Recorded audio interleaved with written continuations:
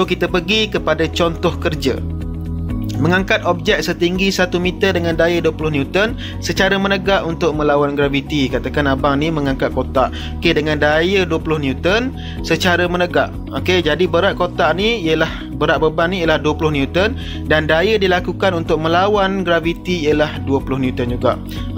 So sasarannya ialah 1 meter.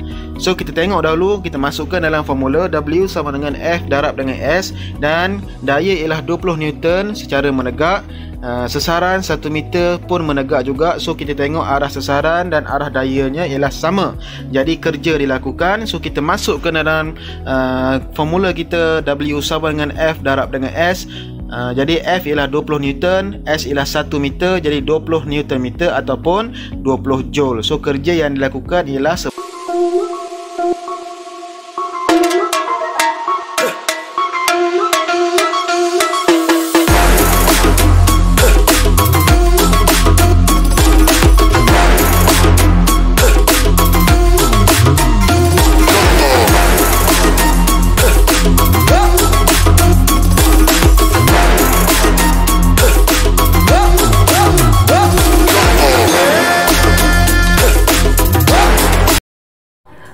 Hari ini kita bincangkan berkenaan tajuk prinsip keabadian tenaga. Bila mention pasal abadi, prinsip ini menyatakan bahawa tenaga tidak boleh dicipta dan dimusnahkan, tapi tenaga boleh berubah-ubah.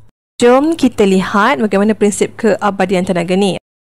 Apabila objek berada pada kedudukan X, tenaga keupayaan dia adalah minimum dan tenaga kinetik dia adalah maksimum sebab dia nak bergerak naik ke atas bukit.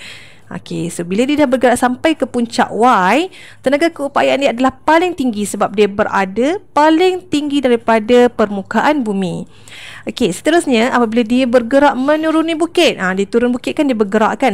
Apabila dia sampai ke kedudukan Z, tenaga kinetik adalah maksimum tapi tenaga keupayaan adalah minimum.